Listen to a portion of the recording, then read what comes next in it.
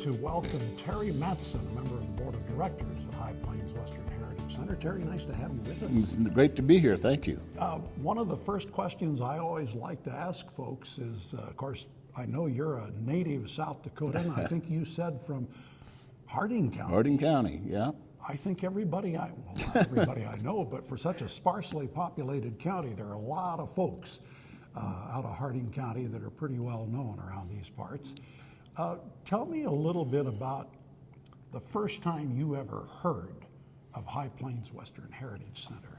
Well, Harry Blair and Ed Gardner, Slim Gardner, he come from that country up there, and my granddad and him both of those guys were really good friends. So they hung out together a lot, and I'm sure that's when I got started in with listening to those guys talk about they wanted to build something down here.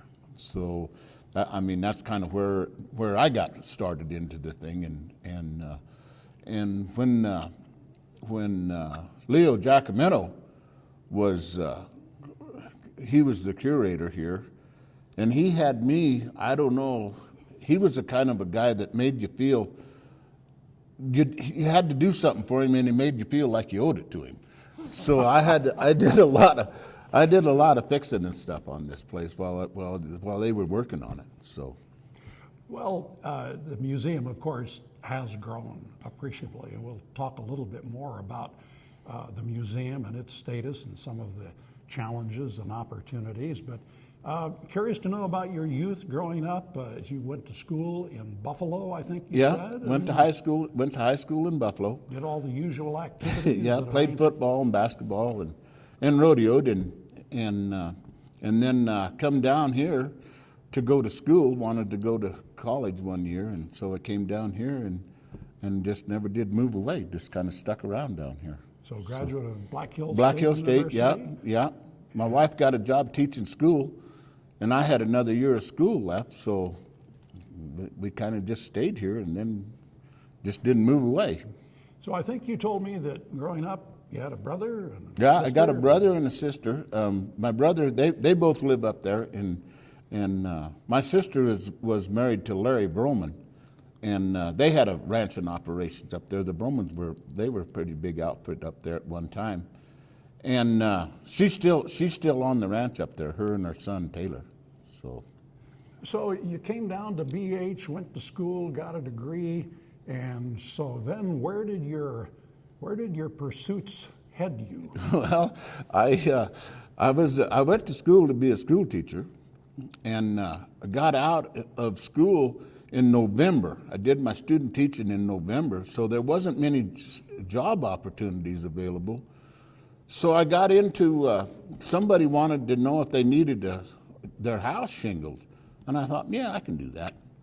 And it just kind of went on from that. And I got into the building business, and I was in the building business for 50 years. So just retired here just last summer.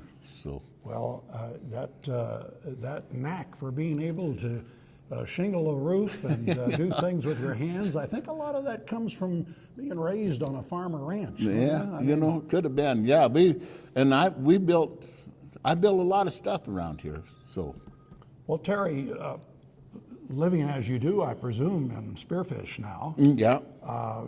You have some hobbies apart from your interest in the museum and having coffee with the fellows. That's about all my hobbies that I have. I've, like I said, I just retired here last summer, and I still haven't really got into any hobbies or anything yet. But I want to do something. So. Well, what about your family? You have a family? Well, my folks are both gone.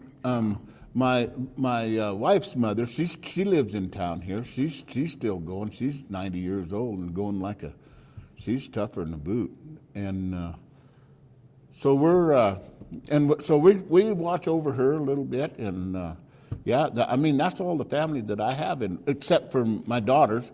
I got a daughter and three granddaughters that live here in town. Oh. And a daughter that lives in Castle Rock, Colorado, and she's a school teacher down there. So. Well, let's talk about the museum. You've been on the board now, into your second term? Or yeah, third? My second term. Okay. I'm a couple of years into my second term, I think. So. Tell me a little bit about, it's different when you know about the museum and you read about it. It's different when you become intimately involved. And as a board member, you have some responsibilities. And I'm curious to know about what is it about the museum that really attracted you and made you eager, or at least willing, to serve on the board and contribute? Is there something that sort of lit your fire about it? Well, there was my dad. When they moved down here in '97, I'm going to say, and he was a real Western.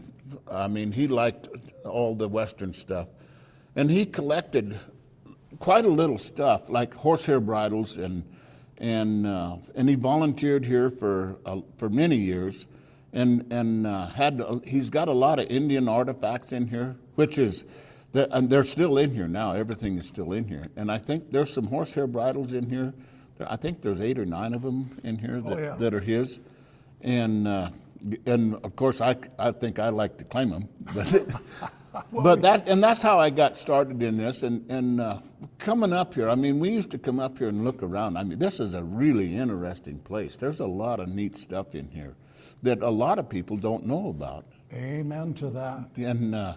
And they should, and the word, I mean, we try to get the word out to, even the locals to come up here and look around. Well, it has been a little bit of a challenge over the last year or two, hasn't it? Right, yeah, that COVID thing, and I mean, we fought that was a tough year last year.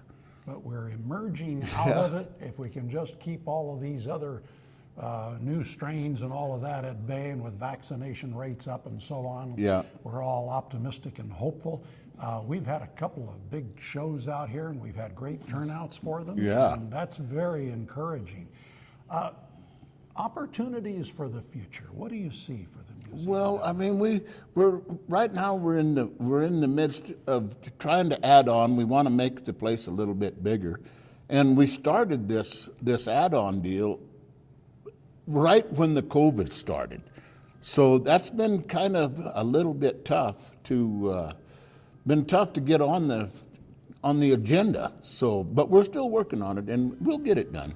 It'll take a while, but I'm sure you will. And I'll tell you what, it's such a delight to have a new railing out in front of the building here. That's as very a safety nice. feature. New signage may be on the way, and some other things. So exciting time to be around High Plains Exactly. Western Yeah, Heritage it Center. sure is. Terry, thanks a lot for being with us today. well, thank you. And thank you for joining us. Thank you very much.